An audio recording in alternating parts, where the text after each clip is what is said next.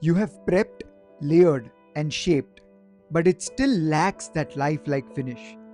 Welcome to part 5 of Class 4 Masterclass, where we take your restoration from functional to flawless. In this final step, I'll show you how to create the natural enamel gloss with the exact polishing sequence I use chairside. This is the finish that makes your work unforgettable. Let's polish to perfection. The first step is to mark the mesial and distal line angles and the junction of incisal middle and the cervical third.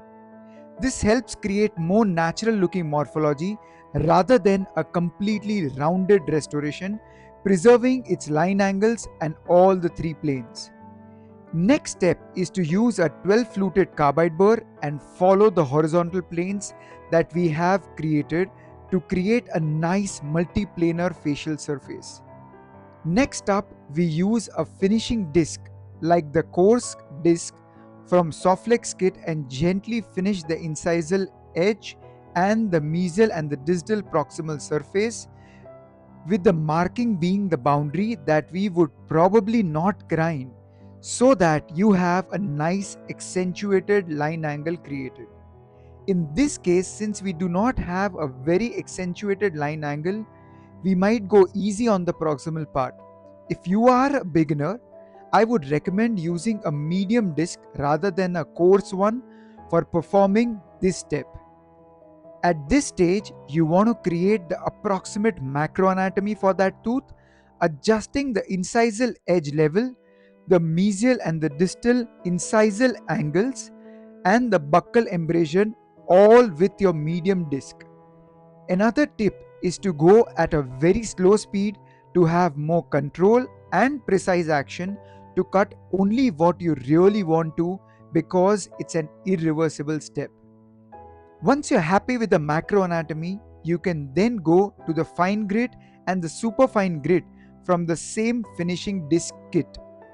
This would create an excellent surface finish, after which we can then go ahead and create the micro and the tertiary anatomy, which in this case might not be extremely necessary, as the contralateral tooth does not necessitate that.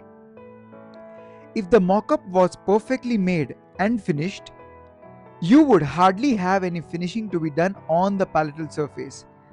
After finishing all the 4 grits from your finishing disc system, we would then move on to polishing either with a diamond or an aluminum oxide polishing paste. We are using a paste system which has 2 grits, one fine and one extra fine, to be used with different buffs.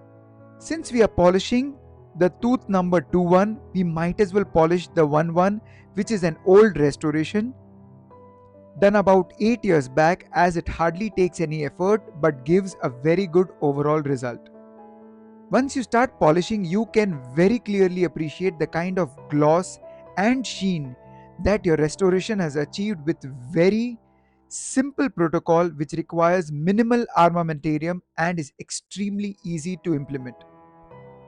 I cannot emphasize enough the importance of rubber dam in any bonding procedure, the ease and the comfort that it creates for the clinician and the patient, eventually helping us achieve a very superior outcome.